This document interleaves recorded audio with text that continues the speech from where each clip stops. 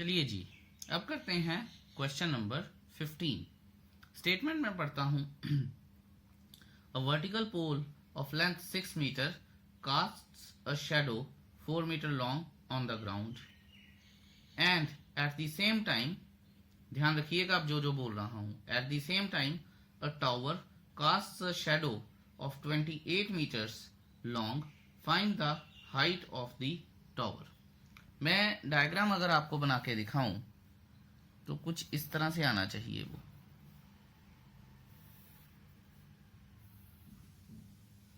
ठीक है। एंड इसको इस तरह से मैं थोड़ा सा, ये हाइपोथेटिकली यहां पे ये हमारा सन है, ठीक है। तो बोला क्या गया है कि अ वर्टिकल पोल, ये पोल हो गया, ठीक है, ये पोल है और इसकी हाइट क्या है 6 मीटर्स, ठीक है। It cast a shadow 4 metres long, तो ये शैडो हो गई 4 मीटर्स लॉन्ग, ठीक है। सो ये चीज आपको क्लियर होनी चाहिए जो मैं बना रहा हूं। तो ये ए आ गया, ये बी आ गया, ये सी आ गया। अगर पोल है तो मैं बता चुका हूं कि कोई भी चीज ग्राउंड पे खड़ी है तो ज्यूम किया जाता है कि वो परपेंडिकुलर ऑन द ग्राउंड है। ये तो हो गई एक चीज। सन इज बीटिंग, तो ये शैडो है, ये पोल है, इसके बीच में जो एंगल बनेगा उसे हम थीटा ज्यूम कर लेते हैं, राइट। इसी तरह से हमारे पास एक टावर भी है, ये मान लीजिए एक टावर है, सन दोबारा से यहां पे ही खड़ा है, ठीक है। और टावर की हाइट को मैं h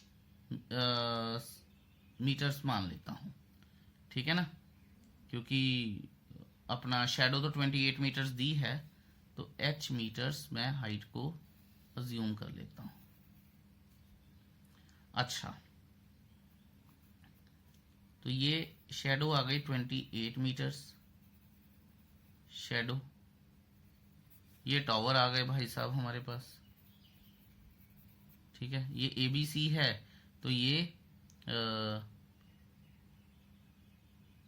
MNQ रख लें, MN, चलिए P रख लेते हैं, बेटर रहेगा, ठीक है, कॉमन से नाम है। अब आप ये देखिए कि यहां पे समझने वाला क्या है कि जो AB पोल है इसके पीछे सन है, ठीक है, और जो कि एक शैडो को कास्ट कर रहा है 4 मीटर्स की, और फिर वो एंगल बना रहा है थीटा, किसके साथ, हॉरिजॉन्टल, और ये इसके बीच में जो एंगल है वो थीटा है। ये सन यहां से डायरेक्टली आ रहा है and it's on quite height, ठीक है, और यहां से ये शैडो के बीच में। उसके बाद, ठीक है, इसी तरह से जो हमारे पास टावर है उसके पीछे सन इज बीटिंग, और उसने यहां पे भी एंगल थीटा ही बनाया होगा, ठीक है, और ये जो है 90 डिग्री है।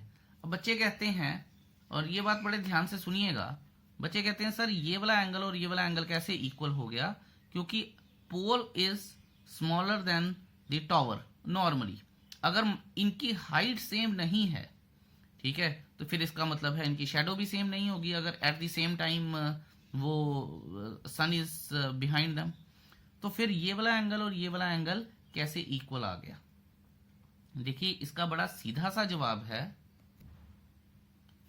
कि ये एंगल ऑफ एलिवेशन है। मैं इसके बारे में जरूर बात करूंगा। देखिए इतना तो हमें फिजिक्स में पढ़ चुके हैं कि सन बहुत दूर है हमसे, ठीक है, और यहां पे एक और बात याद रखिएगा कि sun at the same time beat कर रहा है। तो ये जो वर्टिकल हाइट्स होती हैं, ठीक है, ये नेग्लिजिबल हो जाती हैं जब यहां से एंगल ऑफ एलिवेशन निकलता है। तो ये जो एलिवेशन है ये सन के अकॉर्डिंगली है। तो यहां पे, जैसे यहां पे मैं आपको बताऊं कि कोई भी हॉरिजॉन्टल ऑब्जेक्ट है, इतनी हाइट का, इतनी लेंथ का है या इतनी लेंथ का है, कोई फर्क नहीं पड़ेगा, सन से एंगल ऑफ एलिवेशन सेम बनेगा, ठीक है। अगर सन यहां पे है, अगर यहां पे 60 डिग्री है तो यहां पे भी सन से same he angle of elevation बनेगा 60 डिग्री। ठीक है, क्योंकि सन एक कॉमन पॉइंट है और वो सारी जगह पे जितने भी हॉरिजॉन्टल ऑब्जेक्ट्स होते हैं एट दी सेम टाइम, ठीक है, अगर वो अपने सेम टाइम पे बीट कर रहा है, सन इज बीटिंग हेयर एंड हम angle of elevation, angular angle of elevation देख रहे हैं या एंगुलर एलिवेशन देख रहे हैं, तो वो सेम होगी। आई होप कि ये चीज आपको क्लियर है और समझनी बड़ी जरूरी है, दिमाग में कोई संशय नहीं होना चाहिए। ठीक है, अगर फिर भी कोई डाउट है तो मुझसे जरूर पूछिएगा। अब हम चलते हैं अपने क्वेश्चन की तरफ। ठीक है, सारा कुछ मैंने लिख दिया है, गिवन टू प्रूव आप खुद लिखेंगे क्योंकि कोई इतना लंबा चौड़ा काम है नहीं है। ठीक है, अब मैं लिखता हूं इन ट्राइंगल, सीधा मैं प्रूव कर रहा हूं। In triangle ACB, in triangle ACB and triangle PNM। ठीक है, मैं दोबारा बोल रहा हूं, कोई कंस्ट्रक्शन थी नहीं, सिर्फ गिवन और टू प्रूव लिखना था, वो आप लिख सकते हैं। अब आप ये देखिए, angle C is equal to angle N। ठीक है, angular elevation with the sun, angular elevation with sun. ठीक है, ये हो गई एंगुलर एलिवेशन। और आप अगर इसको थीटा मानना चाहते हैं तो मान सकते हैं, वैसे जरूरत कोई नहीं है। ऑल्सो क्योंकि ये हम गिवन में लिख के आएंगे कि ये वाला जो हमारे पास पोल है और ये जो टावर है, they are standing perpendicularly on the ground, इसलिए angle ABC is equal to angle PMN, each 90 degree, because AB pole, ऐसे लिख देता हूं मैं, AB pole AB and tower PM are standing vertically on the ground। ये चीज आ गई है। ठीक है, आई होप दैट्स क्लियर। तो therefore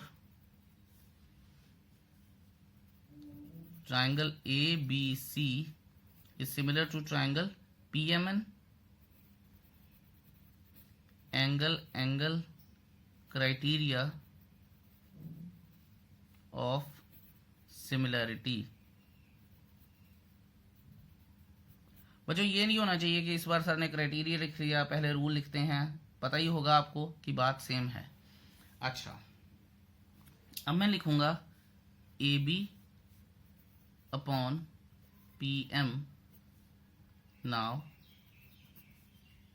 is equal to BC upon MN।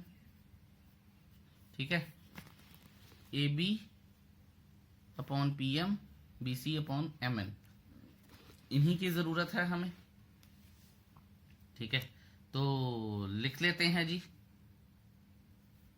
AB कितना है हमारे पास 6 और PM कितना है हमारे पास H, BC कितना है मेरे पास 4 और MN कितना है 28, 7 आ गया, H इज इक्वल टू 42 आ जाएगा, 42 मीटर्स। तो मैं यहाँ पे फाइनल स्टेटमेंट लिख सकता हूं कि therefore height of the tower is 42 metres.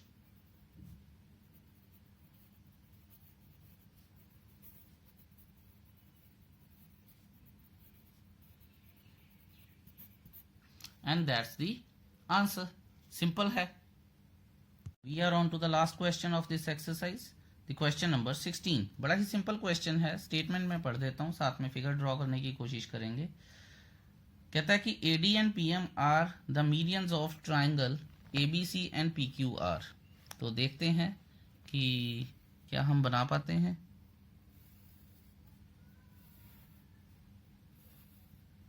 Triangle ABC और ये हमारे पास मीडियन आ गए D।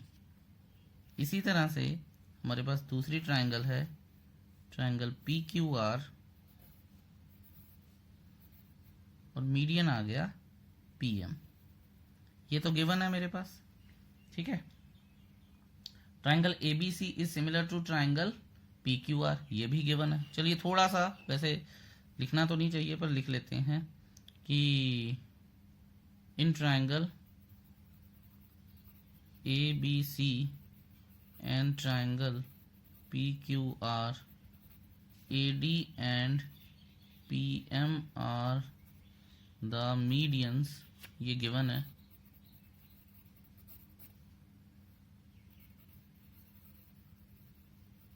Of medians respectively.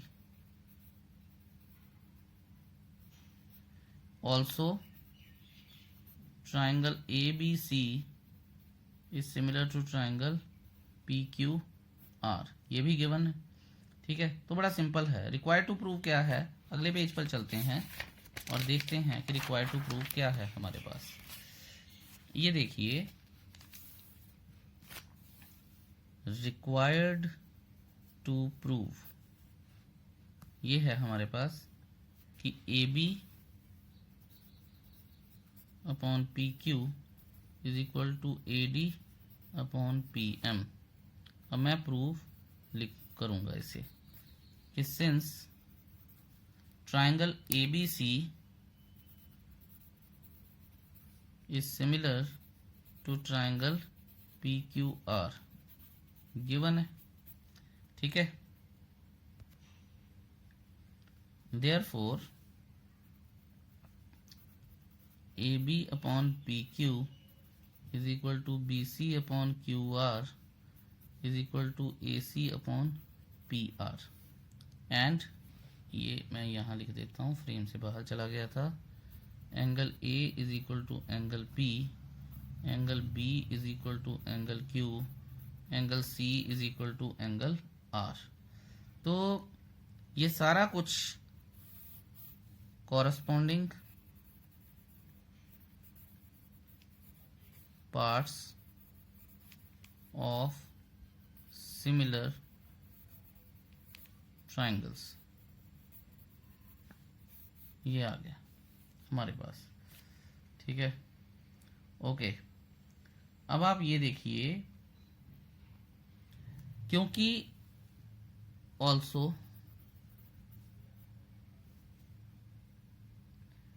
AD और पीएम मीडियंस हैं, ठीक है। ये बात आप ध्यान से देखिएगा, AD and PM are the medians, ये गिवन भी है मुझे। Therefore BD is equal to C D, half of B C, ठीक है, and Q M is equal to R M, half of Q R. ये स्टेप तो आपको clear होगा। अब आप ये देखिएगा, इसको मैं इक्वेशन 1 मान लेता हूं, ध्यान दीजिएगा जरा, ठीक है। ये तो आप ये देखेंगे, और इन दोनों को मैं इक्वेशन 2 मान लेता हूं।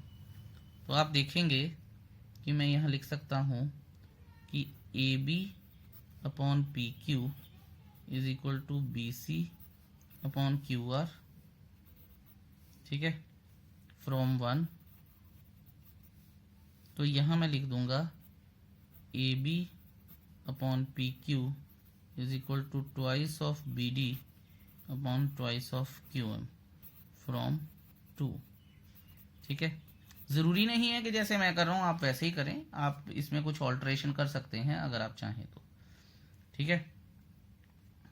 तो ये 2 और 2 कट गया, A B upon P Q is equal to B D upon Q M आ जाएगा। और जैसे ही ये क्यू एम आएगा, मैं यहां पे लिख सकता हूं कि angle A B D is equal to angle P Q M,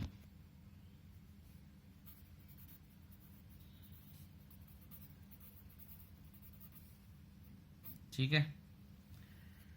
क्योंकि ये भी मैं प्रूव कर चुका हूं, प्रूव्ड अबव, ठीक है।